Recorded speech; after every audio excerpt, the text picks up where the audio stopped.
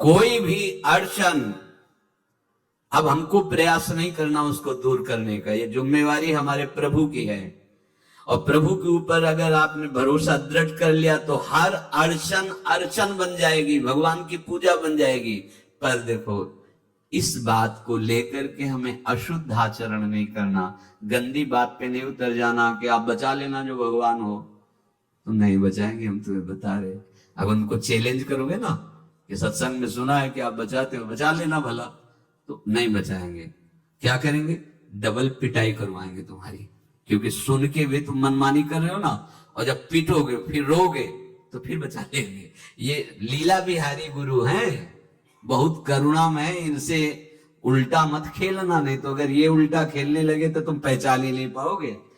कह रहे हैं अपने आचरण को जानबूझकर अशुद्ध ना करो, तुम्हारी सारी बुराइयों की जिम्मेवारी हरि ले लेंगे।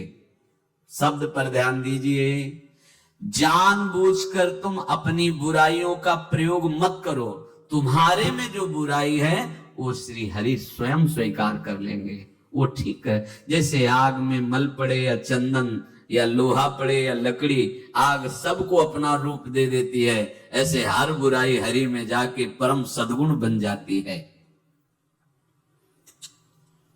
हम जितना अपने आप को अच्छा बनाने का प्रयास करेंगे, ये संसारियों के समझ में नहीं आएगा, परमार्थ के पथिकों के लिए बात है, और यही विश्राम हो जाएगा। हम अपने आप को जितना अच्छा और बड़ा बनाने की कोशिश करेंगे, उतना ही हमारा प्रयत्न हमको नीचा गिरा देगा।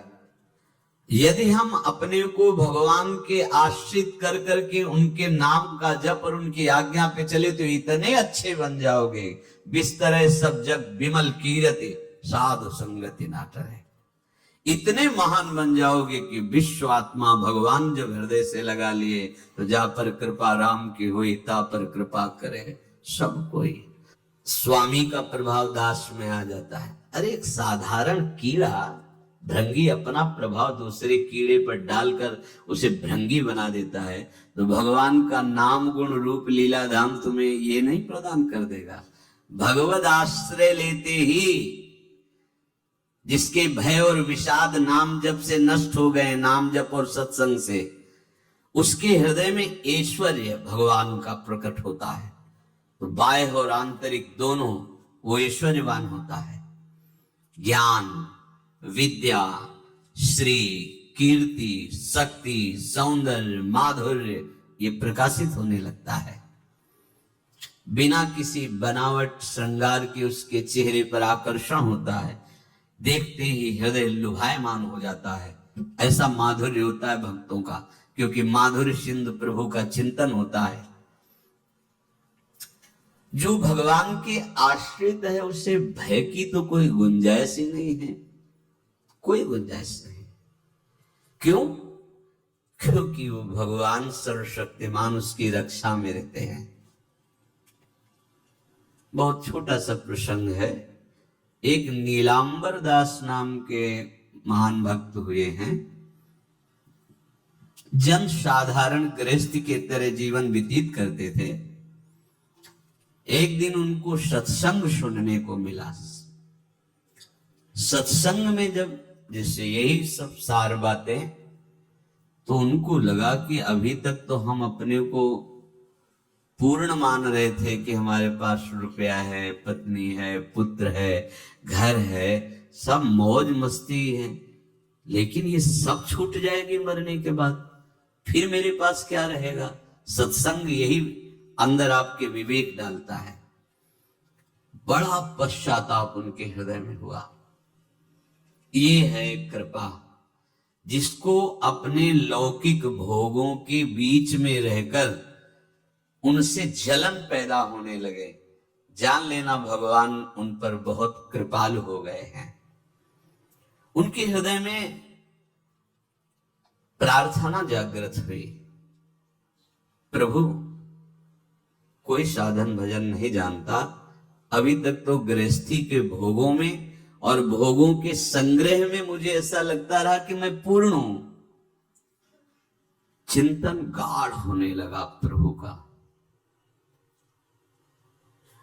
सत्संग जहां हुआ था वहां भगवान जगन्नाथ जी की चर्चा, जो प्रेम विह्वल हुए थे ब्रज लीला में, सुन करके, ब्रज लीला का भाव सुनकर श्री सुभद्रा जी, बलराम जी और लाल जी, वो प्रेम विगलित रूप, तो जो हम सुनते हैं वही हमारा अनुराग होता है। तो नीलांबर दास के मन में दृढ़ संकल्प हो गया, अब सबसे पहला जीवन का काम भर नेत्र जगन्नाथ जी को देखूं। जगन्नाथा स्वामी नयन पथगामी भवत में एकांत में बैठ के बहुत रोना आया कि प्रभु बहुत दूर हो, ये उत्तर प्रांत की बात है और आप बहुत दूर हो, कैसे मुझे सामर्थ्य दो कि मैं इस ग्रह रूपी बेड़ियों को तोड़कर निकल पड़ूं, मोह रूपी हथकड़ियों को तोड़कर निकल पड़ूं। ऐसा ही हुआ। जब कोई सच्ची चाह हृदय में प्रकट कर लेता है तो मंजिल दूर नहीं लगती, चाहे जितना दूर हो। कुछ अर्थ लिया और अपने परिवार से प्रार्थना की, बच्चे शयाने थे, कि सब वैभव आप लोग देखो, मैं किसी योग्य नहीं रह गया, अब जब तक जगन्नाथ जी को भर नेत्र नहीं देख लूंगा तब तक अब जीने की आशा नहीं। तो घर वालों ने भी देख लिया था कि अगर ये सुखी रहे जगन्नाथ जी को देखकर तो ये हालत इनकी ऐसी देखी नहीं जाती, न खाना न पीना, कुछ अच्छा न लगना। तो सबने अनुमति दे दी, झोली में कुछ अर्थ रख दिया, बोले भाग पड़े, जैसे बहुत समय से बिछड़ा हुआ कोई अपने प्राण प्रिय से मिलने के लिए। ना खाने की चिंता, ना पीने की चिंता, ना मार्ग की थकावट, बस नेत्रों में उत्साह भरा हुआ है। कब ऐसा होगा कि जगत के नाथ को मैं अपने भर नेत्र देखूं। जगन्नाथा स्वामी नयन पथगामी भवत, कैसे बस चिंतन में जगन्नाथ। जब कोई सतमार्ग में चलता है तो विघ्न पे विघ्न आना प्रारंभ हो जाते हैं। क्यों विघ्न? क्योंकि हमारे कुछ पूर्व पाप होते हैं जिनको भस्म होना अनिवार्य है। जैसे आप कल श्री गोपाल चरवाहे का चरित्र सुना कि 27 दिन क्यों इंतजार करवाया भगवान ने। विरहाग्नि में अनंत जन्मों के सब पाप भस्म हो गए, निर्मल शुद्ध बुद्ध परमात्मा स्वरूप हो गया।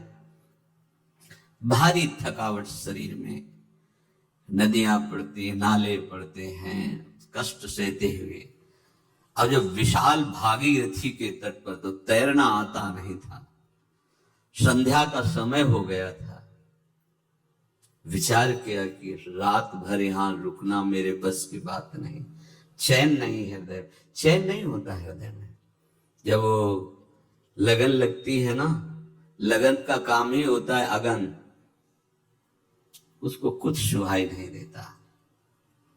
जब हृदय में लगन लग जाती कुछ सुहाई नहीं देता। जिस पर हो तुम रीझते क्या देते यदुवीर, रोना शिशकना तड़पना आहों की जागीर, ये संपत्ति मिलती है। रोने लगे, प्रभु आप तो बहुत समुद्र पार करने वाले हैं, इस गंगा नदी को कैसे हम पार कर पाए, और हम रुकेंगे नहीं। अब चाहे प्राण चले जाए, तैरना तो आता नहीं, मैं पार जरूर होऊंगा। इतने में देखा एक नाविक मछुआरा मछली, वो बहुत ही दुष्ट स्वभाव का था। उस दिन उसको मछलियां मिली भी नहीं थी। इनको रोते हुए देखा तो नाव किनारे लाया। पार चलना चाहते हो? बोले हाँ। तुम्हारी झोली में कुछ है कि केवल हाँ ही कह रहे हो? बोले नहीं, परिवार वालों ने कुछ डाला, भी देखा तो नहीं। दिखाया तो उसमें कुछ मुद्राएं, पहले स्वर्ण मुद्राएं आदि। वो प्रसन्न हुआ और मीठी मीठी बातें करके नाव में बैठा। आओ, भक्त को कोई संशय और भ्रम नहीं होता। और वो कपटी आदमी, उसने विचार किया कि अगर इसको छीन कर पार कर देंगे तो ये राज कर्मचारियों को सूचना देगा, फिर हम बांधे जाएंगे। तो इसे बीच धारा में ले जाकर गला दबा के मार देते हैं और इसकी संपत्ति ले लेते हैं। कौन जानेगा, गंगा के प्रवाह में बह जाएगा, पक्का निश्चय। अब जब वो धारा सीधे निकलना है और वो ऐसे चला, तो उनका भैया हमें तो पार होना है, आप कहाँ ले जा रहे हो? बोले चुपचाप। अब उसका रूप बदल गया, वो चुपचाप बैठे रहो, अभी अभी मैं तुम्हें गंगा से क्या इस शरीर से भी पार कर दूंगा। वो समझ गए कि शायद अब इस जन्म में जगन्नाथ के दर्शन संभव नहीं, क्योंकि मारे गए, हाथ में डांड है, अगर उसी से प्रहार करेगा तो एकदम आर्थ है कि प्रभु मरने का तो भय नहीं है। पर यदि आपको भरने तो देख लेते फिर मारे जाते तो अच्छा था। ये आशा लेकर के मैं मरना नहीं चाहता, एक बार मैं आपको देखना चाहता हूं। भय बिल्कुल नहीं हुआ, भय विषाद भक्त को नहीं होता। देर लगी क्या, एक राज कर्मचारी की आवाज आए, ए नाविक तुरंत इधर नाव लाओ। और उस समय धनुष बाण चलते थे, तो उसने शीघ्रता की और दूर ले जाने की तुरंत बाण संधान किया और कहा समझ ले अचूक निशाना है, एक में ही तो ढेर हो जाएगा, पहले वापस नाव लाओ। अब वो घबरा गया, वापस नाव लाए। तेरे मन में क्या विचार चल रहा है? तू इसको मारना चाहता है? अगर तुझे बचना है तो मेरे देखते देखते उस पार पहुंचा और इनको प्रणाम कर। कौन था ये? कौन है राज कर्मचारी था? ये भक्त निर्भय होता है, उसे कोई भय थोड़ी होता है। बड़े सम्मान से पार उतारा और पूछा तुम्हारा परिचय है क्या इस राज कर्मचारी से? बोले भैया ने जैसे आपसे परिचय नहीं, ऐसे उनसे भी परिचय नहीं। आप मारना चाहते थे, वो बचा दिए हैं। हमें लगता है दोनों में प्रभु की बड़ी कृपा है, और बस झोली लिए और भाग पड़े।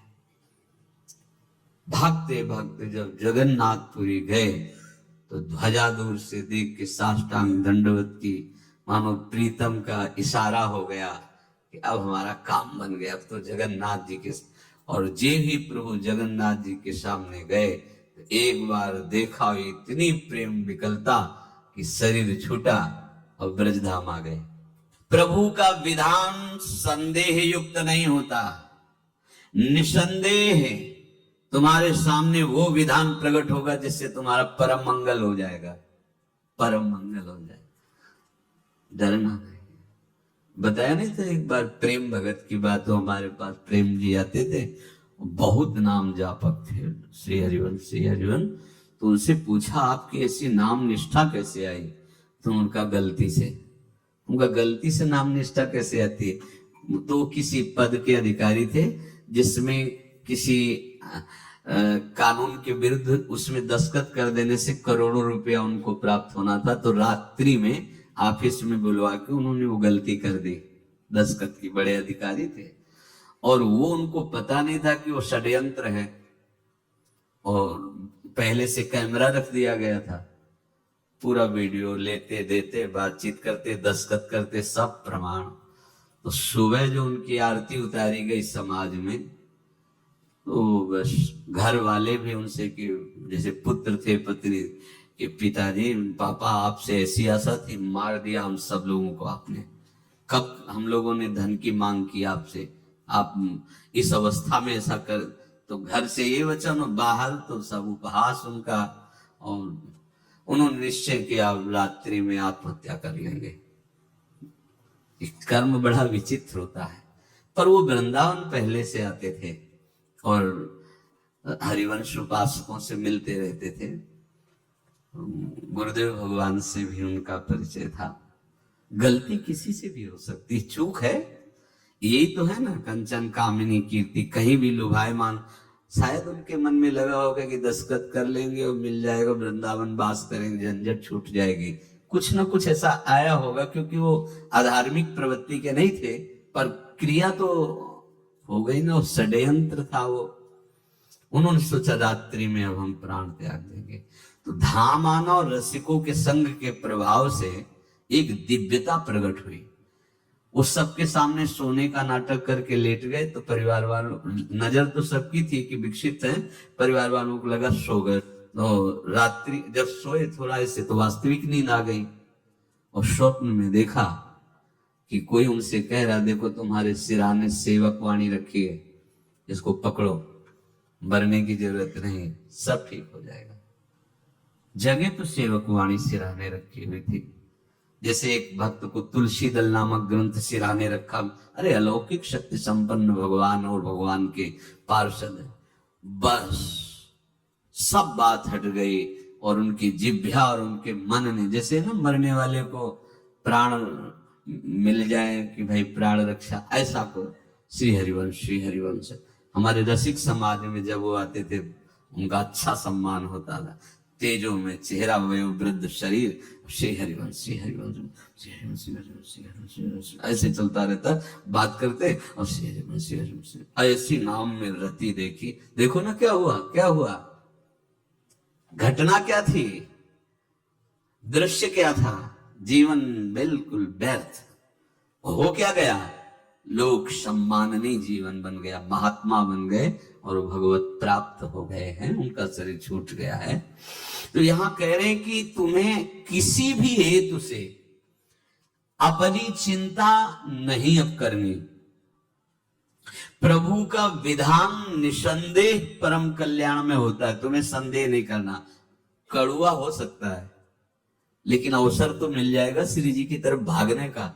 हम अपने को अच्छा साबित करने के लिए पूरा जीवन लगा दें, नहीं भाई हम नीच आचरण वाले पर भागेंगे प्रभु की तरफ, लोक पावन करने वाले महात्मा बन जाओगे। सतरति लोकांत, इसको बैठा लो, जीवन में काम आएगी, ये वस्तु काम आएगी, क्योंकि विपक्ष जोरदार है, माया कोई साधारण नहीं है। विश्वासी साधक का भगवान स्वयं जुम्मा ले लेते हैं, विश्वासी साधक का भगवान स्वयं।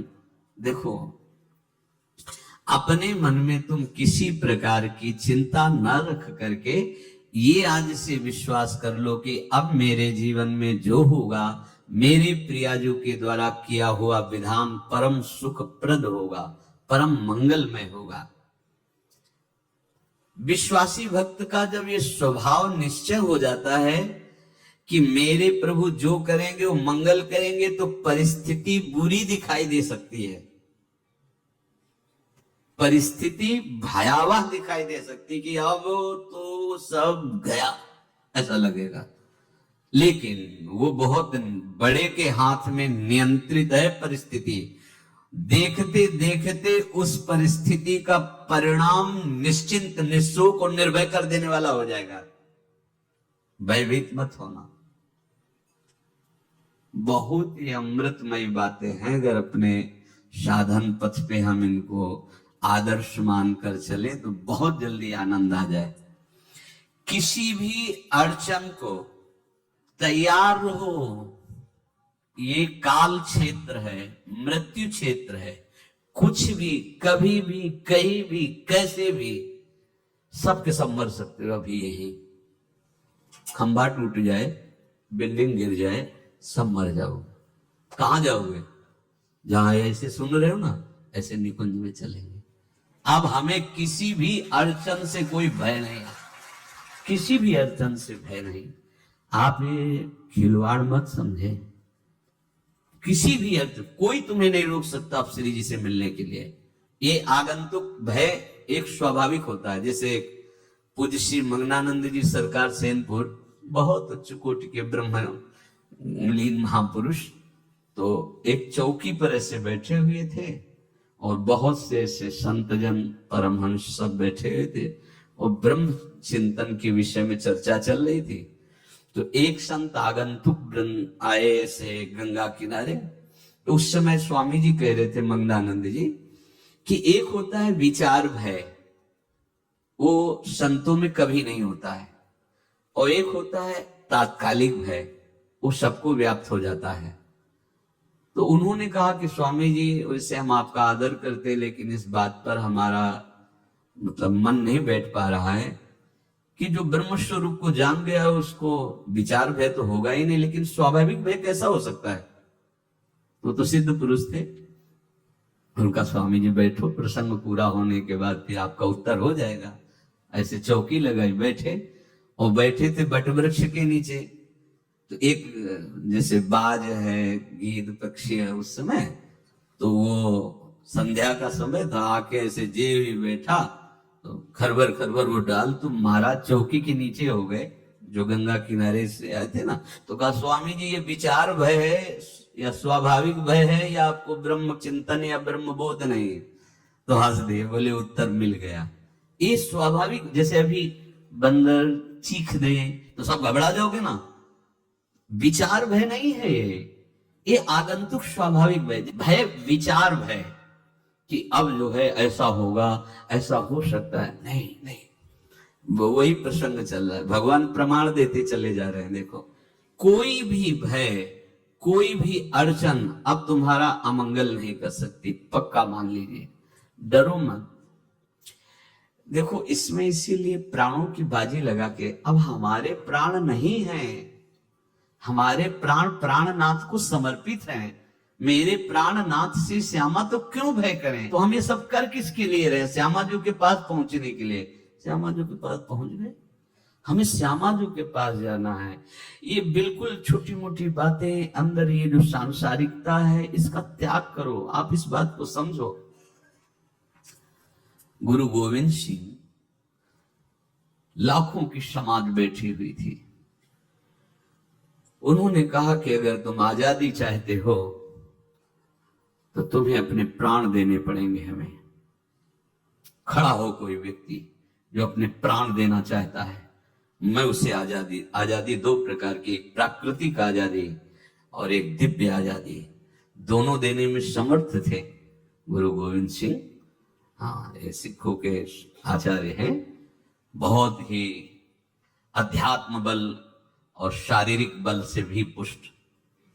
एक खड़े हुए हिम्मत करके बोले हाँ, गड़ासा हाथ में अंदर गए और ऐसा लगा कि उनकी गर्दन उतार दी गई और ऐसे रक्त प्रवाह सा नाली से बहा, जो सबको दिखाई दे रहा था। और कोई है? जब पता ही चल गया कि गर्दन उतारी जा रही, रक्त प्रवाह, वो कहते मुझे तुम रक्त दो, प्राण दो, मैं तुम्हें आजादी दूंगा। 2 3 4 5 अंदर ले जाते, ये आभास भी नहीं होने दिया कि वो जीवित है। 5 तैयार, पूरी सभा में 5 तैयार। बोले ये पंच प्राण प्यारे हैं, मैं इतने से एक एक से 1.25 लाख को परास्त कराऊं, देखना मेरा नाम गुरु गोविंद सिंह न धराऊं, यदि एक एक से 1.25 लाख को परास्त, क्योंकि प्राणों की बाजी समर्पित कर दी। अब क्या भय? माया से आजादी प्राप्त करने के लिए भयभीत होना तो बिल्कुल जीवन में छोड़ दो। विचार भय नहीं होना चाहिए, ये स्वाभाविक भय होगा। अभी कोई ऐसी आवाज आ जाए, वो ऐसे स्वाभाविक होता है, उस पर तर्क वितर्क नहीं किया जाता। विचार भय नहीं होना चाहिए। जानते हो, तुम्हारा जीवन, तुम्हारे प्राण, तुम्हारा शरीर हरि को समर्पित है और हरि के अधीन काल है, कुछ नहीं हो सकता, और जो कुछ होगा वो परम मंगल होगा। किसी भी अड़चन को भगवान के सौहार्द के सामने अड़चन मत मानना। हम अगर अड़चन को दूर करने का प्रयास करेंगे तो अड़चन हमें फंसा लेगी, अड़चन। और यदि भगवान पे विश्वास कर लिए तो वही अड़चन अर्चन बन जाएगी, उपासना बन जाएगी। मान लीजिए बात, मान लीजिए। आप लोग तो गृहस्थ में देखा होगा, हमने देखा है, बच्चा गिरा, रोने लगा, माँ उठाने आई, छाती से लगाया, वो माँ के थप्पड़ मार रहा है। यद्यपि वो कुछ जानता नहीं, पर भाव जब उसके देखे, बलिहार है, इस वात्सल्य की बलिहार है, ये माँ को मार के कह रहा है, थप्पड़ मार के, अब तू छाती से लगा रही, जब गिरा और चोट लगी तब तू कहाँ थी, क्यों ले उठाया? ये अधिकार हरि। वो तो अल्पज्ञ माँ है, पर हम तो सर्वज्ञ हरि के वात्सल्य में डूबे हुए हैं। हमको तो भय बिल्कुल नहीं होना चाहिए। पूज्य श्री सूरदास जी के शब्दों में मानो नीलांबर दास जी की ही प्रार्थना हृदय से प्रकट हो रही। कह रहे हैं, कृपा अब कीजिए बलि जाऊं। मुझे पता नहीं था, मैं मोह निद्रा में ऐसा सो रहा था कि नाना प्रकार के स्वप्न देखकर राजी हो रहा था। संत सत्संग मिला तो मुझे पता चला ये तो जो कुछ भी है सब व्यर्थ है। ये मकान, ये परिवार, ये धन, ये वैभव, ये पद प्रतिष्ठा, ये केवल चंद मिनट की चांदनी है। जब यमदूत आएंगे, मारेंगे, पिटाई करेंगे, नरक ले जाएंगे, तब कोई कौन साथ देगा?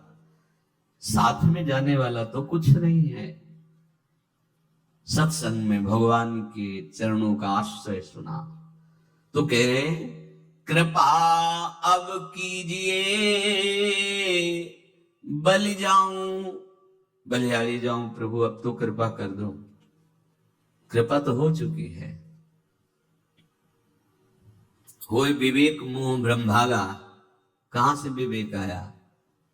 जब सत्संग मिलता है तब विवेक जागृत होता है, और भगवान की कृपा के बिना सत्संग नहीं मिलता। सत्संग मिला मानो भगवान आवाहन कर रहे हैं आपको अपने आनंद समुद्र में डुबोने के लिए। बिनु सत्संग विवेक न होई, राम कृपा बिनु सुलभ न सोई। सच्ची मानिए, सत्संग ये केवल भगवत कृपा से मिलता है। पहली कृपा तो सत्संग हुई, अब विवेक जागृत हुआ, तब सब हुए विवेक मोह भ्रम भागा। तो मोह में जो सब अच्छा लग रहा था, अब अच्छा नहीं लगने लगा, काटने को दौड़ने लगा। सबका प्यार, सबकी वस्तुएं, सब वैभव सम्मान, सब झूठा, सच्ची झूठा। फसाओ। प्रार्थना हृदय से निकली, कृपा अब कीजिए बलि जाऊं, नाहिन मेरे और को बल, चरण कमल बिन ठाऊं, कृपा अब कीजिए बलि जाऊं, बलिहारी जाऊं प्रभु, अब तो कृपा कर दो। मेरे में कोई बल नहीं है, कोई साधन बल, तपस्या बल, योग बल, ज्ञान बल, कोई बल नहीं। बस हृदय से मैं आपके चरणों का आश्रय लेता हूं। वैसे तो अगर हम अपने मुख से अपना परिचय दें तो हूं असोच, अकृत, अपराधी, सन्मुख होत लजाऊं, तुम कृपालु करुणा निधि के सो, सुना है अधम उदाहरण नाऊं, कृपा अब कीजिए बलि जाऊं। किसी योग्य नहीं हूं, अपराधी हूं, अकृत, अशौच, सदैव मन और शरीर दोनों अपवित्र रहा है।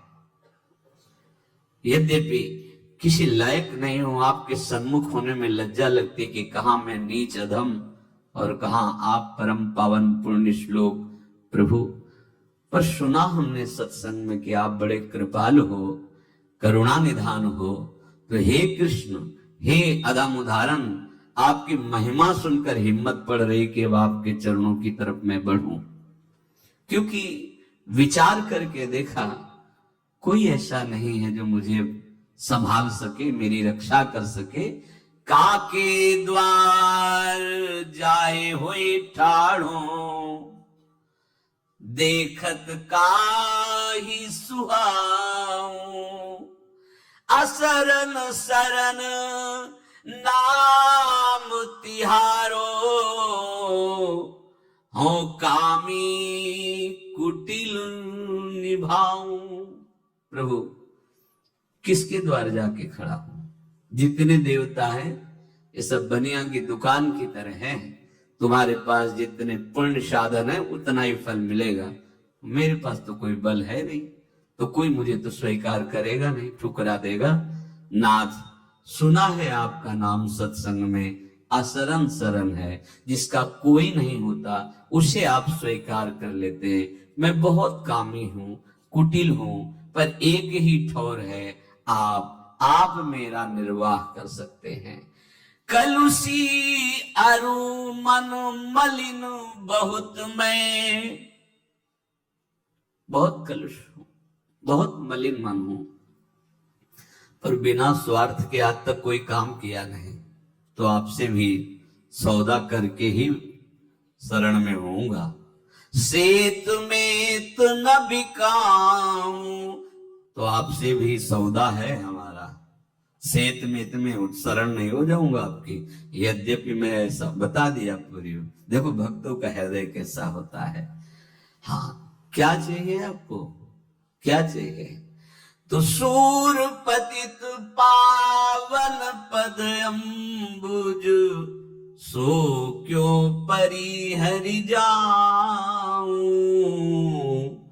कृपा अब कीजिए बलि जाऊं। सेत में तुम्हें नहीं बिकाऊंगा, आपके चरण का मोल लूंगा।